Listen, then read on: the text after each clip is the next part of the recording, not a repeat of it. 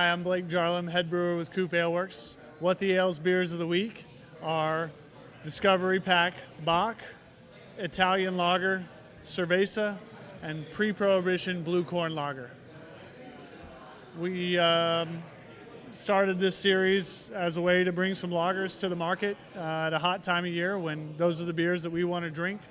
We have been making these lagers over the past several years and decided instead of just us drinking them in the back of the house, let's offer them to the public in a discovery pack and see where it goes from there. I'm excited to hear about the feedback that we get from the consumers so that we can kind of understand what it is, the lagers that they're gravitating toward.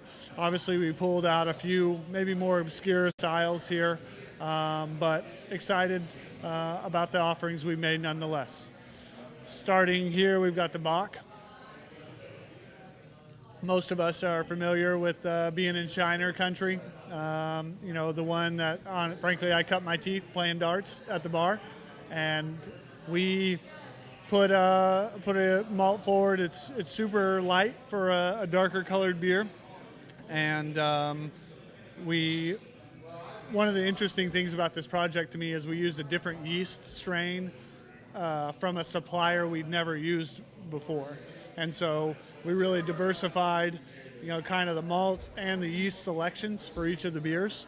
And this one was, a supplier that we were excited about. The yeast that we've had, we made it in several test batches, but we hadn't made a Bach specifically kind of leading into the development of this.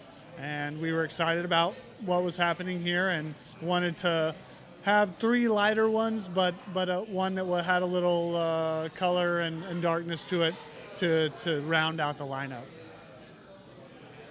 Nice and malt forward, easy drinking, and not necessarily any hop presence to speak of. Just a nice, clean, malty lager. Next, we have the Italian lager. We went to Italy when we commissioned our canning line. And much like the stories you hear when people go across the pond or to the place that the beer's made, the impressions that the Moretti's and Prionis and local beers in Italy made on me while we were there was kind of something I didn't expect. It was an afterthought. Obviously, great wine country and did have some great wine there, but those Italian lagers really kind of struck me. And I've always kind of been in the pursuit of trying to make a beer that reminded me of being there since then. So we kind of put our heads together and did a small dry hop edition, which isn't necessarily a forward note of the beer, but just kind of brought everything together and what we were doing with kind of this classic Pilsner style with a little bit of dry hop and just trying to bring a crisp, nice lager. So far, the Italian has been one that's high on my list and really have enjoyed since we made it.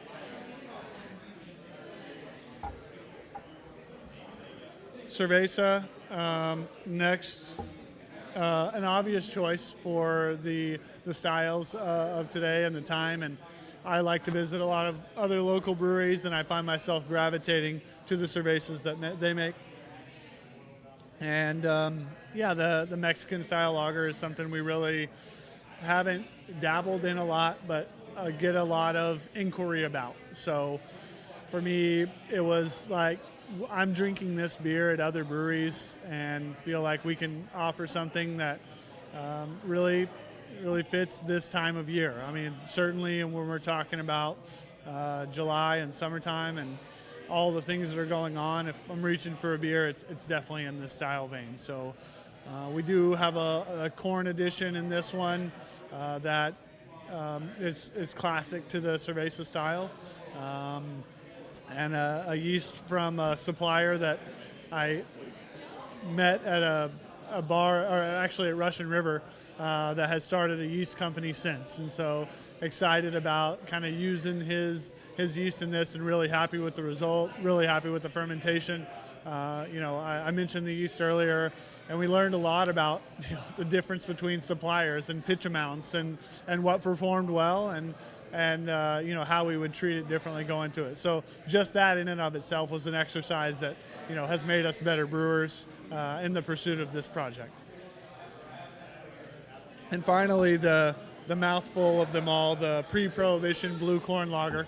The idea of a Pre-Prohibition lager is something that maybe is more mythical than actual, but in using we went down to Tex Malt, which is a supplier outside of Fort Worth that supplies most of their barley from the Texas area, and really getting to know those guys and how intertwined they are in the brewing and distilling scene in Texas was really quite amazing. And like just the purple and bluish hues of the blue corn, was just kind of really wrapped up in that. And their malting techniques, they're really dialing in on a small level, and it just reminded me of what people were likely doing on these smaller malting floors, and excited me about the thought of something that we could kind of harken back to maybe what people were drinking and the flavors they were experiencing in the pre-Prohibition era. So we ran with that and used their Pilsner malt and blue corn to put together a beer a little bit higher alcohol than the rest of them, just to kind of fit in a different space of lager style. And so it then rounded out our development brewer, Cameron, has been doing a lot of research about the local suppliers, and had leaned on Tex Malt, but also found that they were growing some, Kansas Hop Company was growing some Cascade, and so we leaned on them for the hops for this beer, and just kind of put our best foot forward with a locally, regionally sourced ingredient beer. And so that was a fun project, and yielded a beer, unlike a lager that I've made before. One thing going into this project with 3 similarly colored and light lagers was how differentiated are they going to taste, and certainly that'll be something for the consumers to decide. But I do think that we can look at each other in the eye and say, yeah, we've made 4 different flavored beers, and even the anecdotal feedback of the people around the production and the brewery about the differences in the one that they like the most has surprised me already. So really curious to see what this does in the hands of the people who want it. And frankly, there aren't a lot of commercial examples of lager mix packs out there, and I'm excited to see what the feedback's like, and hopefully we release this in a time of year that we'll figure out what happens. So yeah, we have a QR code on the back of the can that points you to. We have a QR code on the back of each can that will point you to a website where we're hearkening feedback from our consumers. We're also, each person who enters enters feedback will be entered in a contest to win a kegerator, and I believe that is later in the fall. The contest will conclude in September, and we'll give away that kegerator kind of as a reward to our consumers for the feedback that they give us. And hopefully, we can kind of see where this exercise goes. We are excited about this discovery pack idea and what it can mean for different styles. But right now, we've made these beers.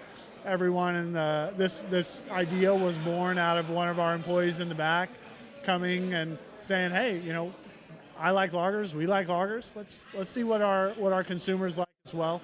Obviously, we're known for the native Amber's Horny Toad ice chests of the world, and our name is COOP Ale Works, and here we are releasing a beer that only has lagers in it.